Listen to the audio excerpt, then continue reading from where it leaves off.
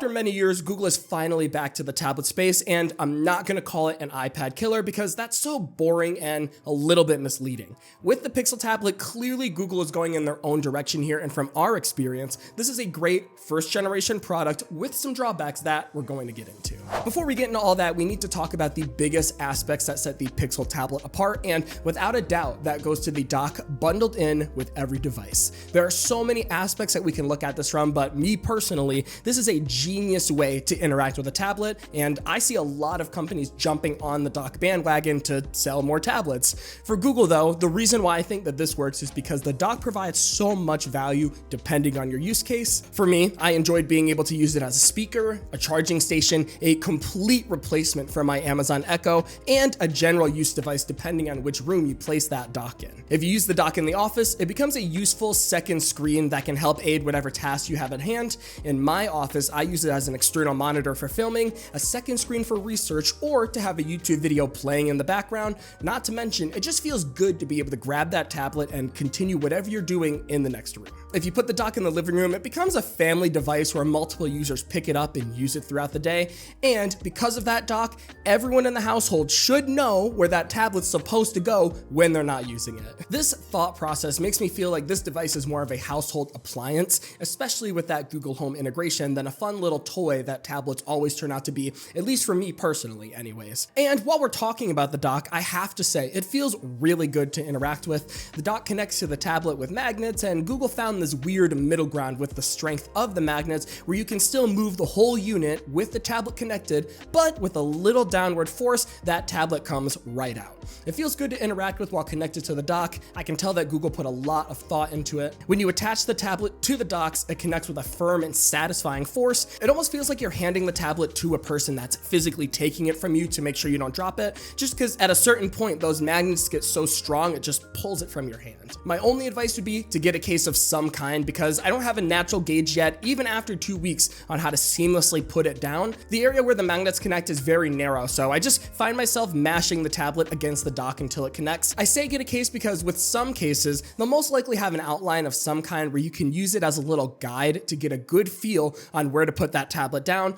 Also, it will just prevent any accidental scuffs or damage that could occur over time. Which is actually a great segue to talk about the hardware, which I'm overall happy with. But there are some drawbacks that we do have to acknowledge. As for the good things, Google is taking things very seriously with an all-metal build. It's made out of aluminum, and to me, it just feels like an iPad in all the right ways. The Pixel tablet feels like a solid, quality piece of metal with a screen attached to it. There's no flex, there's no give, just a well-built, dense-feeling tablet. The part I personally do not like is the coating that they use on top of the aluminum. Google calls it a nano-ceramic coating, and the idea behind it was to give the tablet a soft but matte feel, and don't get me wrong, they definitely accomplished that goal. It does feel soft, it does have a quality matte finish to it, and it does feel nice, but I personally just can't shake the feeling that this tablet felt a bit cheaper compared to the option of keeping the actual aluminum exposed. I would say this is subjective though. I like the cold to the touch feel that other aluminum tech has, but I have a feeling the average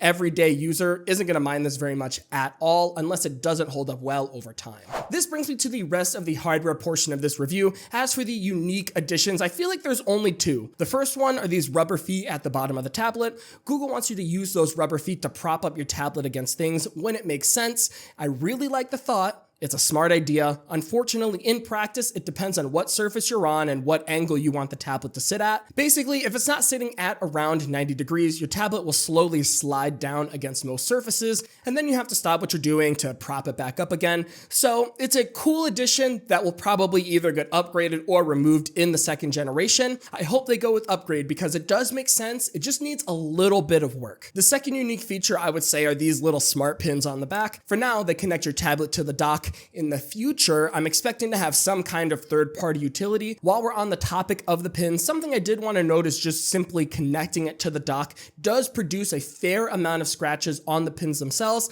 Not a big deal, but just something to point out. And finally, the last major pieces of hardware we need to talk about is that screen and fingerprint scanner / power button combo. When it comes to the display, it looks just fine. We get pretty typical specs for the industry at this time.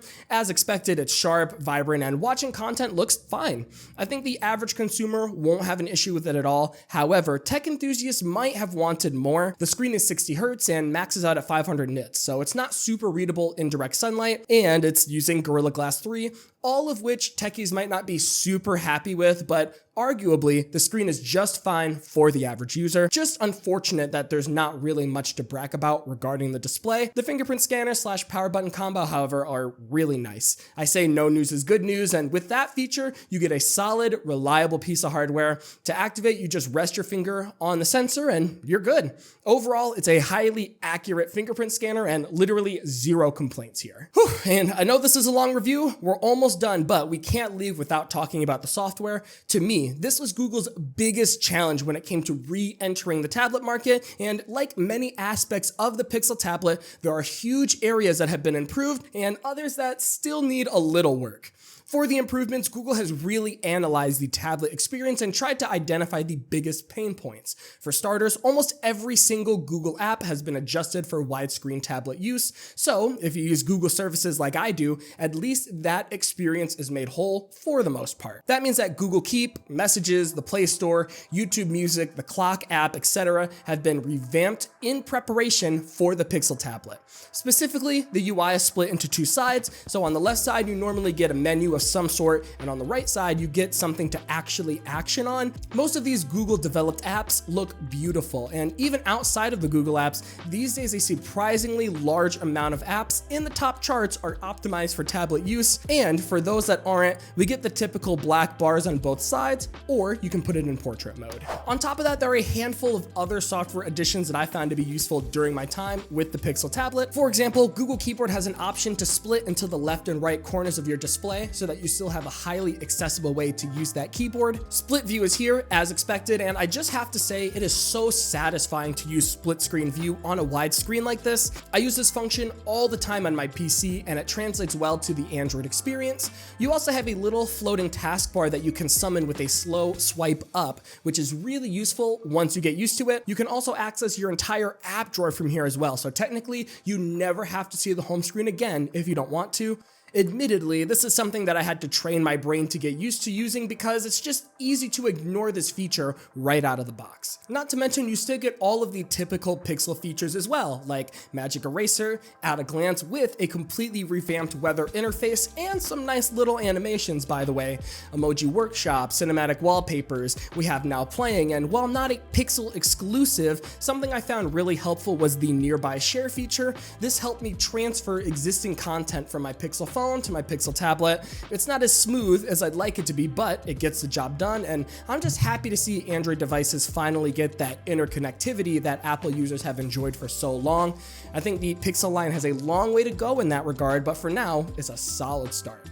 This brings me to a quick side convo about the camera. It's usable, but not amazing by any means, and at the end of the day, if your phone is within arm's reach, just use that instead. The camera on here is a scan your documents and QR codes type camera, not a capture great detail and post your photos online type camera. With direct sunlight, you can get some pretty decent looking photos, and combined with Google's post-processing, you can get some pretty passable material. Unfortunately, most photos taken indoors are just too blurry, noisy, and while we do have a surprisingly wide variety of shooting modes like night sight, long exposure, portrait mode, etc., picking up my phone is always going to be a better outcome. The front camera is a similar story as well. It's just your typical built-in webcam, so it's good enough for video calls, but won't really do you any favors in the photo department. Something I do like though that we normally see on laptops is this little green LED when the camera's in use. Nothing crazy, but I do like this addition here. Performance is another aspect that I wanted to touch on real quick. I say quick because if you used a Pixel 7, then you've used a Pixel tablet in terms of speed. Both devices use a Tensor G2 chip, and in my experience, while not the blazing fast Snapdragon 8 Gen 2 chip, what we have is perfectly reasonable for any activity you had in mind. As expected, Material U animations are smooth,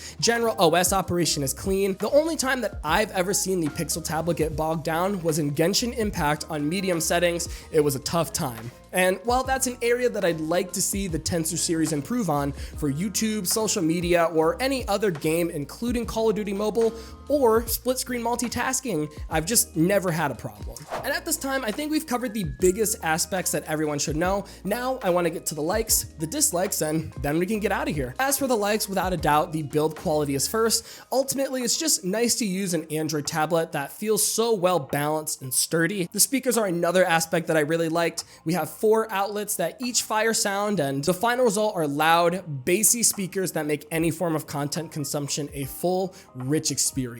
And of course, the biggest aspect about this tablet I like is the included dock. I spoke about it a ton earlier, so I'm not gonna rave about it for too long, but yes, to me, this is a game changer. I truly do think that it's a positive direction for the tablet space to move in. Something small that I really liked about the dock was the transfer of audio. If you're listening to a YouTube video on the tablet and then switch to docked mode, the audio will seamlessly transfer from one source to another, which I thought was good tech. Not to mention, it's just so satisfying to have a dedicated place to put the tablet away when you're done that doubles as a passive interface to see the weather, Google Photo slideshows, and more. As for the dislikes, my list is pretty long, but some of these might not even be a problem for you anyways, which is perfectly fine. For me, I felt like it was at least worth mentioning. The first thing I really don't like is that you cannot use the dock as a standalone speaker. At this time, the only way the speaker works is when the tablet is docked, otherwise it does nothing. To me, this is just weird and a waste of perfectly usable technology. Another thing I don't like is the okay you know who voice commands. They work great, but if you're like me and are using a Pixel phone and tablet,